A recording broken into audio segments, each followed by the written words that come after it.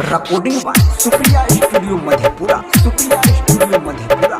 DJ मिठू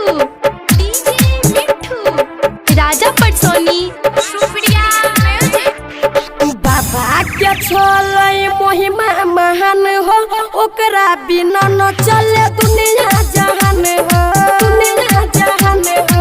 बाबा के छोले महिमा महान हो, ओकरा बिना न चले दुनिया जहान हो, दुनिया जहान हो। केहू चलाए ते बुलेट अपाची हो, केहू चलाए ते बुलेट अपाची, केहू मानै छै अपन जान। बाबा के छोले महिमा महान हो, ओकरा बिना न चले दुनिया जहान हो, दुनिया जहान हो। बाबा के छोले महिमा महान हो, ओकरा बिना न चले दुनिया जहान हो।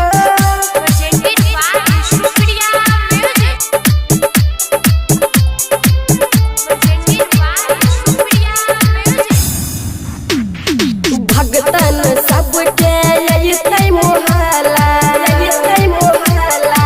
भगतन सबके अइतै मोहल्ला, डीजे बजा के सब करतै हल्ला, करतै हल्ला।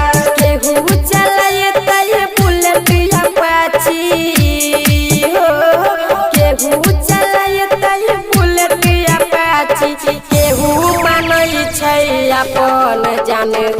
बाबा के छोले महिमा महान हो, ओकरा बिना न चले दुनिया जहान हो, दुनिया जहान हो। बाबा के छोले महिमा महान हो, ओकरा बिना न चले दुनिया जहान हो। डीजे मिठू राजा पटसोनी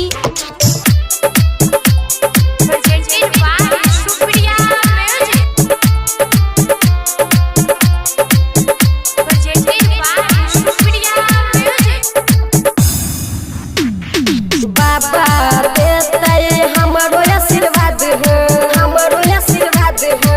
बाबा देतै हमरो आशीर्वाद हो, विश्वकर्मा बाबा के करबै याद हो, करबै याद हो। मंजूस बिहारी मिथुन मतवाला, मंजूस बिहारी मिथुन मतवाला। राइटर विशेषर कोरी प्रणाम हो।